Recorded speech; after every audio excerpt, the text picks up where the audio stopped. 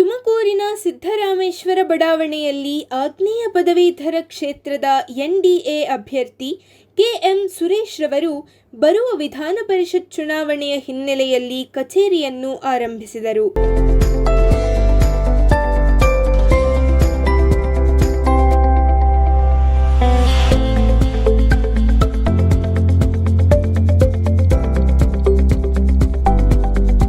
ಆಗ್ನೇಯ ಕ್ಷೇತ್ರದಲ್ಲಿ ತುಮಕೂರು ಜಿಲ್ಲೆಯೂ ಸೇರ್ಪಡೆ ಆಗುವುದರಿಂದ ಪದವೀಧರ ಮತದಾರರನ್ನು ಸೆಳೆಯುವ ಉದ್ದೇಶದಿಂದ ತುಮಕೂರಿನಲ್ಲಿ ಎನ್ಡಿಎ ಕಚೇರಿಯನ್ನು ಇಂದು ವಿದ್ಯುಕ್ತವಾಗಿ ಆರಂಭಿಸುವ ಮೂಲಕ ರಾಜಕೀಯ ಚಟುವಟಿಕೆಯನ್ನು ಚುರುಕುಗೊಳಿಸಲು ಮುಂದಾದರು.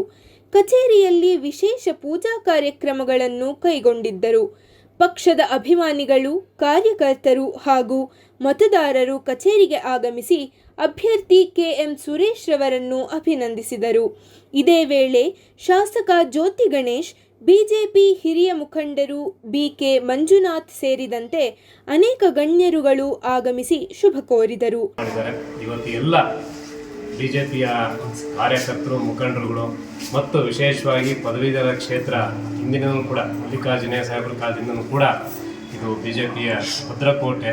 ಈ ಒಂದು ಕ್ಷೇತ್ರದಲ್ಲಿ ಎಲ್ಲ ಇದಕ್ಕೆ ಸಂಬಂಧಪಟ್ಟಂಥ ಹಿರಿಯರು, ಹಿತೈಷಿಗಳು, ವಿಶೇಷವಾಗಿ ಗ್ರ್ಯಾಜುಯೇಟ್ಸ್, ಟೀಚರ್ಸು ಮತ್ತು ಸಂಬಂಧಪಟ್ಟಂಥ ಎಲ್ಲ ಹಿರಿಯರು ಕೂಡ ಇವತ್ತು ಈ ಒಂದು ಪೂಜಾ ಕಾರ್ಯಕ್ರಮದಲ್ಲಿ ಭಾಗವಹಿಸಿ ಕೆಎಂ ಸುರೇಶ್ ಅವರಿಗೆ ಶುಭವನ್ನು ಕೋರಿದ್ದಾರೆ. ಅವರು ಕೂಡ ಮನೆಯ ಒಂದು ಪೂಜೆಯನ್ನು ಇವತ್ತು ಮಾಡಿ ಭಗವಂತನಲ್ಲಿ ಇವತ್ತು ಶುಭವನ್ನು ಕೋರಿದ್ದಾರೆ. ಅವ್ರಿಗೆ ಒಳ್ಳೆಯದಾಗಲಿ ಮತ್ತು ಒಳ್ಳೆಯದಾಗೋದು ಬಾಯಲ್ಲಿ ಹೇಳೋದು ಮತ್ತು ಕಾರ್ಯಕರ್ತರು, ಮುಖಂಡರು ಎಲ್ಲರೂ ಕೂಡ ಇದರಲ್ಲಿ ವಿಶೇಷವಾದಂಥ ಆಸಕ್ತಿ ತಗೊಂಡು ಇದರಲ್ಲಿ ಕೆಲಸ ಮಾಡಿ ತೊಡಕೋಬೇಕು. ಯಾಕಂದರೆ ಇದು 20,000 ಓಟಲ್ಲ, ಶಿಕ್ಷಕರ ಥರ ಇದು ಸುಮಾರು 2 ಲಕ್ಷ ಓಟು ಕ್ರಾಸ್ ಆಗಿರೋಂಥದ್ದು. ಅದರಿಂದ ಎಲ್ಲರೂ ಕೂಡ ಇದನ್ನು ಸೀರಿಯಸ್ ಆಗಿ ತಗೊಂಡು ಭಾರತೀಯ ಜನತಾ ಪಾರ್ಟಿ ಎನ್ಡಿಎ ಅಭ್ಯರ್ಥಿಯಾದಂಥ ಸನ್ಮಾನ್ಯ ಕೆಎಂ ಸುರೇಶ್ ಅವರ ಗೆಲುವಿಗೆ ಎಲ್ಲರೂ ಕೂಡ ಪ್ರಾಮಾಣಿಕವಾದಂಥ ಮತ್ತು ಎಫೆಕ್ಟಿವ್ ಆದಂಥ ಒಂದು ಶ್ರಮವನ್ನು ಹಾಕಬೇಕು ಅಂತ ಈ ಸಂದರ್ಭದಲ್ಲಿ ಹೇಳಿ ಶುಭವನ್ನು ಕೋರ್ತೇನೆ.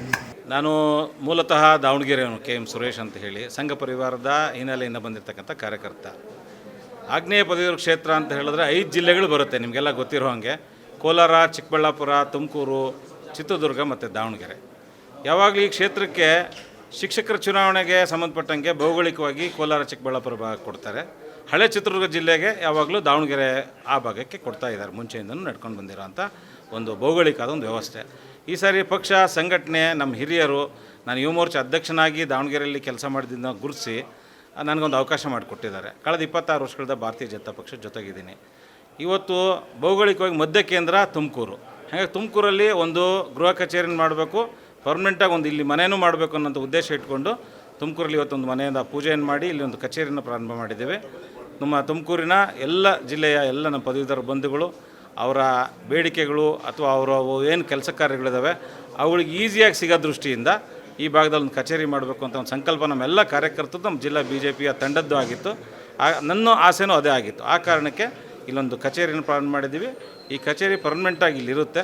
ಪದವೀಧರರ ಮತ್ತು ತುಮಕೂರಿನ ಜಿಲ್ಲೆಯ ಎಲ್ಲ ನಮ್ಮ ಶಿಕ್ಷಕರ ಸಮಸ್ಯೆಗಳಿಗೆ ಅವರ ಧ್ವನಿಯಾಗಿ ಕೆಲಸ ಮಾಡಲಿಕ್ಕೆ ಒಂದು ಅವಕಾಶವನ್ನು ಪಕ್ಷ ಮಾಡಿಕೊಟ್ಟಿದೆ. ನೀವೆಲ್ಲರೂ ನನ್ನ ಗೆಲ್ಲಿಸೋ ಮುಖಾಂತರ ಸದನದಲ್ಲಿ ನಿಮ್ಮ ಧ್ವನಿಯಾಗಂಥ ಒಂದು ಅವಕಾಶ ಮಾಡಿಕೊಡ್ರಿ ಅಂತ ಒಂದು ವಿನಂತಿಯನ್ನು ಮಾಡ್ತೀನಿ. ನಮಸ್ಕಾರ.